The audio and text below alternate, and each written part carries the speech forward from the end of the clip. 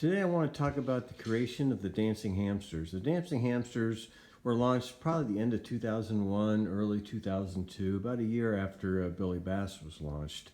The hamsters are one of the favorite things that I've done just because we sold so many of them. We had over 100 styles, all different songs, all different movements.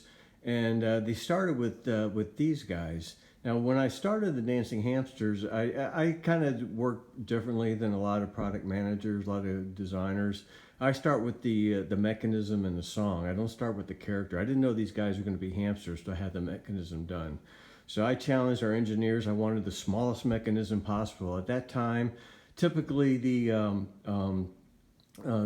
mechanisms are maybe 10, 12 inches tall. These guys are about 5 inches tall, and I wanted the smallest mechanism. I got a lot of pushback. I was told no many times, and one quality that's good when you're developing product is being persistent, because I kept saying, well, if you can make this mouth move on this item right here, then you can make this shoulder move.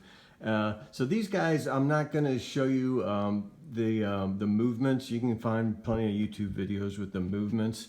But mainly because if you look at it, these first ones were latex, and they're falling apart. What we found out after we launched these is that the latex dried up. Later on we started doing items with soft PVC instead of latex. If the latex was a bad idea, because about a year after they were hit the shelves, they were starting to fall apart. These guys are 20 years old, and you can see what's happening to them. A lot of these.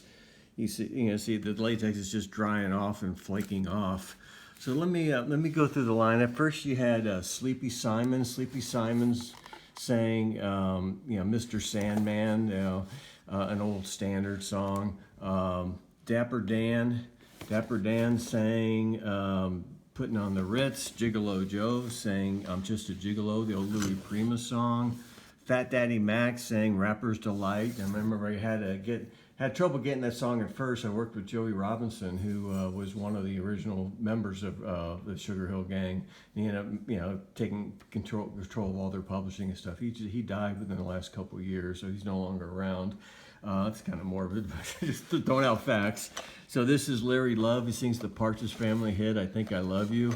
And then there's this Long Tall Texan, which is, let's see, what's this guy's name? Wild Critter Cody sings Long Tall Texan. I know the Wild Love It version. So the one great thing about the Hamsters is just all the different songs. I mean, I've liked songs from standards in the 40s to hip hop currently. So there's a wide range of songs. These ones kind of skewed older, but as we went through the Hamsters, we had a lot more younger songs. One thing that made the Hamsters really a fantastic item for us was we made them collectible.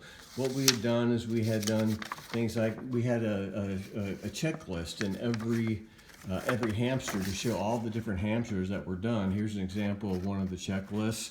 And you can see we started retiring these items as well. We put out the launch dates. And after a while, we retire them to make them collectible. And at any one given time, I mean, like on eBay, there might have been 200-300 items, on eBay selling for more than what they were sold in the stores because people were collecting them. And I think, some people still do. So here's a kind of a group shot of all the different hamsters that we had done up to this point. Now this one, we were launching the Hamsterette. And so we had a little contest, and then we did a little promotion here with Spaz, who sang She Blinded Me with Science. And we had a little thing that we put a second, like a Easter egg, and a second song in it. So he released, Spaz got in the lab and he added a second song to this. So we released like 1,000 of them or whatever it was with 2 songs. So they kind of make it a collector's item. Again, the hamsters lasted. We had I had 2 waves while I was at Gemmy. Probably they did another wave after I left. But again, it was a huge number of units, a lot of styles, very collectible. A funny story, I remember when we first launched these, KB Toys bought these latex versions.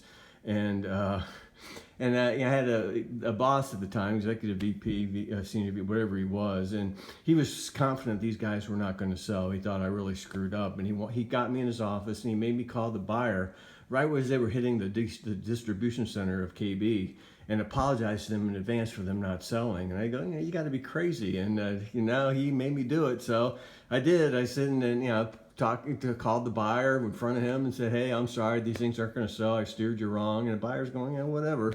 And they went in a week later and they blew out, and the rest is history. We ended up selling them for years and years and years. So that's kind of the history behind the Dancing Hamsters. I just thought I'd share with you, kind of give you kind of behind the scenes on some of the bigger items that Gemmy had done over the years. Thanks.